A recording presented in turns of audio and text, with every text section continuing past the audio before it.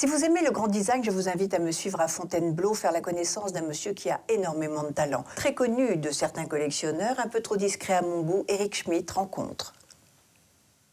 Eric Schmitt perpétue à sa façon la tradition française des arts décoratifs en réalisant des pièces sur mesure ou numérotées de 8 à 24 selon les modèles. Les lampes en bronze de l'hôtel Montalembert ou les cheminées de l'hôtel Métropolitaine cultivent l'ambiguïté d'une démarche aux frontières de la sculpture, de l'architecture et du design. Pour concevoir ses œuvres, il s'est créé un refuge au cœur de la forêt de Fontainebleau. C'est donc là, à la campagne, qu'il fait pousser son mobilier aux formes paisibles et rassurantes. Cette personne travaille dans son atelier, itinéraire d'un autodidacte. Je faisais de la photo et de la musique, surtout beaucoup de musique. Et il a fallu que je choisisse entre les deux. Et juste au moment où j'allais choisir la musique, on m'a demandé de dessiner une petite série d'objets. Je ne savais ni souder, je ne savais rien faire. Et donc j'ai fait ça avec des matériaux de récupération que j'ai trouvés dans l'atelier où j'étais à l'époque. J'ai commencé comme ça, et comme finalement au départ je me suis dit je vais faire des objets, mais sans savoir exactement ce que c'était, c'est devenu naturellement des tables, des lampes, voilà. Devenu designer avec l'air de ne pas y toucher, Eric Schmitt a su imposer un style aux formes à la fois solides et douces auquel la galerie Dutco a rendu hommage cet hiver. C'est sa première grande exposition ici, parce que c'est un artiste que j'aime beaucoup et qui est dans la lignée des grands artistes, des grands créateurs des arts décoratifs.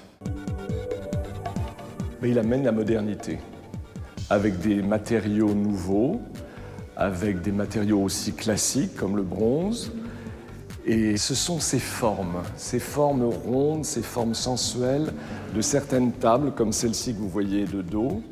On ne sait pas d'où elles viennent, elles pourraient venir d'une autre planète et elles sont là, elles ont atterri ici dans la galerie. Décidément, tout se fait un peu comme par miracle avec Eric Schmitt, comme si les choses avançaient par elles-mêmes. Revenons à la source d'un travail qui sait utiliser des savoir-faire ancestraux pour créer de nouvelles expériences. Eric Schmitt est un pionnier de la forme. Ce qui nous intéresse ici, c'est de ne pas travailler sur des formes référencées. Ça ne veut pas dire qu'on fait exprès d'être original et de rejeter tout ce qui...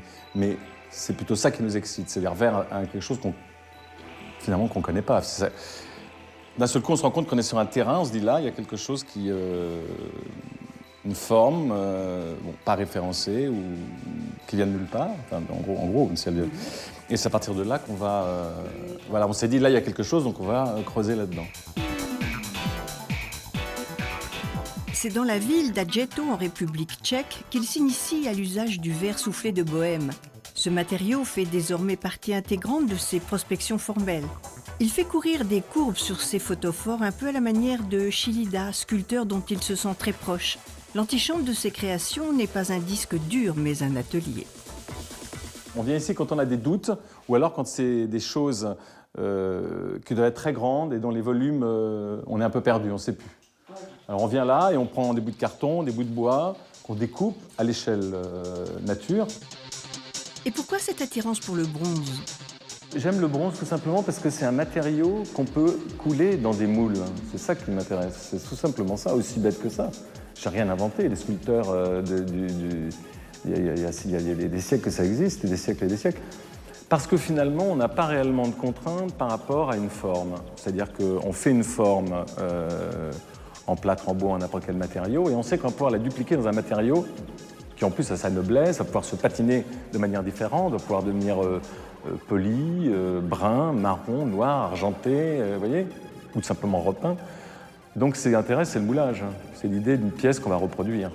Donc le bronze, tout simplement. Et quand j'essaie de faire autre chose, je reviens toujours vers le bronze. Chassé le naturel, il revient au galop. Depuis une quinzaine d'années, il dessine à son nom une importante collection de pièces en bronze pour Christian Liègre. En fait, il faut qu'il y ait moitié-moitié dans cette histoire. Il faut qu'on sente que c'est Eric Schmitt qui l'a dessiné, mais qu'on sente que c'est chez Christian Liègre, vous voyez ce que je veux dire? Oui. Donc finalement, je viens un peu prendre de sa personnalité, de son écriture, enfin de son climat, et moi je viens simplement rajouter mon dessin. Des courbes qui donnent à la densité un mouvement, le brut devient doux et la puissance signe l'apaisement. Tout ça est un peu contenu. C'est Pierre Sennenmeyer qui disait très bien ça. Il disait les objets d'Eric Schmitt ont une élégance contenue. C'est dans les yeux des autres que l'on se voit le mieux. On ne peut pas dire que ce sont des meubles design. Je trouve que le mot design est trop galvaudé aujourd'hui. Lui, c'est beaucoup plus classique. Il rentre dans les grands, pour moi, dans les grands créateurs de meubles, de mobilier. Art et artisanat dans sa démarche sont complémentaires. Moi, présidente, je choisirai Eric Schmitt pour ministre de l'Intérieur.